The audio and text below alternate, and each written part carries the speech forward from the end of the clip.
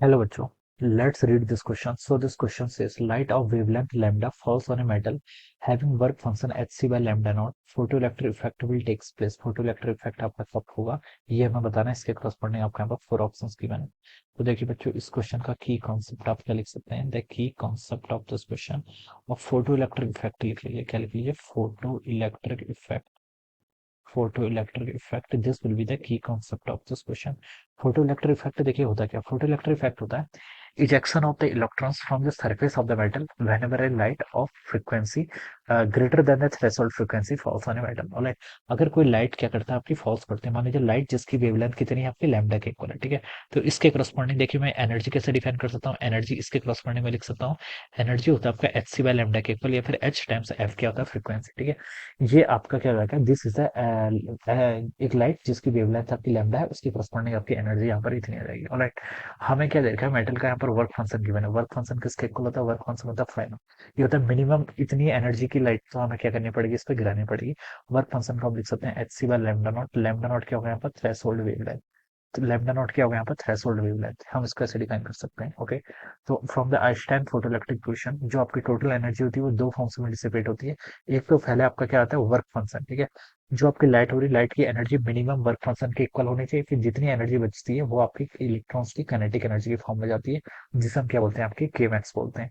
So from here we can write down that K max should be equal to E minus of phi naught, where phi naught is the work function and here Kmax is written as E is what is the energy of the incident radiation and it is written as hc by lambda. इसे हम क्या लिख सकते हैं? hc by lambda minus phi naught. Phi naught is the work function and it can be written as hc by lambda naught.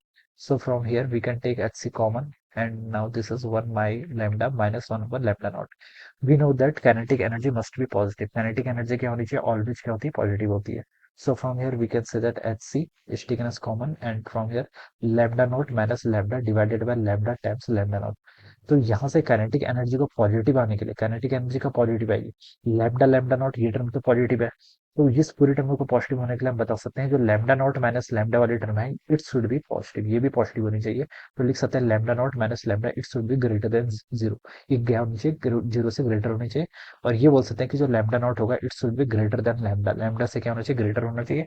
या फिर यहाँ से ऐसे लिख सकते हैं जो लैम्डा होगा lambda should be smaller than lambda naught. All right, and this will be the condition.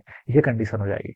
अगर लैम्डा और लैम्डा नॉट इक्वल हो जाएंगे तो इस कंडीशन में यहाँ से क्या जाएगा? के मैक्स की वैल्यू जीरो हो जाएगी, लेकिन के मैक्स की वैल्यू क्या हो जाएगी? जीरो हो जाएगी। ऑलराइट, और अगर आपका लैम्डा क्या है? लेसर है, किससे? लैम्डा नॉट से, थ्रेशोल्ड वेवलेंथ से लेसर है, तो that will be the condition for the photoelectric effect. वो हो जाएगी आपकी फोटोइलेक्ट्रिक इफेक्ट की कंडीशन हो जाएगी। ऑलराइट, तो लैम्डा मिनिमम लैम्डा नॉट के इक्वल भी होगा, that will be the condition. Okay, तो हमसे बोल रखा है कि फोटोइलेक्ट्रिक इफेक्ट की कंडीशन ए ऑप्शन पे लिखा है, देखिए lambda must be greater then lambda naught, तो ये आपका रॉन्ग हो जाएगा। लैम्डा क्या होना चाहिए? स्मॉलर होना चाहिए, तो ए ऑप्शन हो नहीं सकता।